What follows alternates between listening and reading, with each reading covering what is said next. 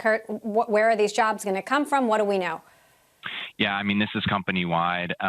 It's not necessarily going to be in any particular area. Well, the one thing that Elon has kind of stressed is that product and engineering seem to be where his focus is. So it's possible that, that might be a little bit less impacted than something like, trust and safety or policy, legal, things like that. But, this is a part of his strategy to try and get the company into a better financial situation, right? He paid $44 billion for Twitter. They now have these huge debt payments that they're going to have to start paying off, or these interest payments. And part of his plan is let's cut headcount.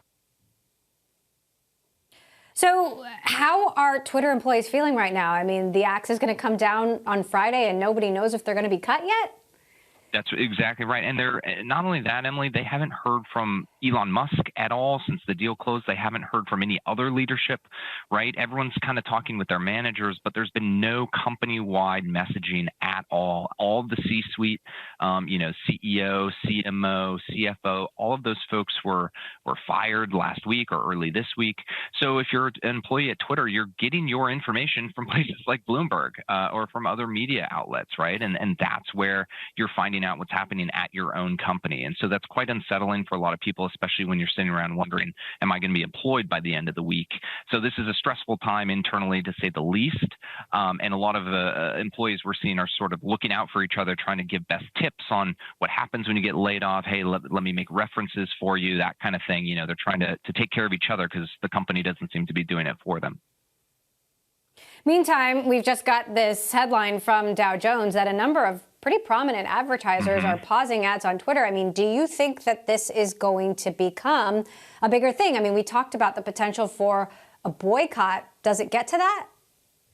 Well, this is what I think we were talking about yesterday, and I think that the chance of a boycott not only seems possible, but I do think it seems like a really big deal. And again, it's because the time we saw this happen with Facebook, all the key executives, the Sheryl Sandbergs and those at the top of the company on the business side, they went out and they did damage control for days, right? And we're just not going to see that at Twitter because all the people at the top of the company are gone. And so when you have these big advertisers, and Twitter is very much a relationship-driven advertising business because they don't have that, very intimate direct response type stuff.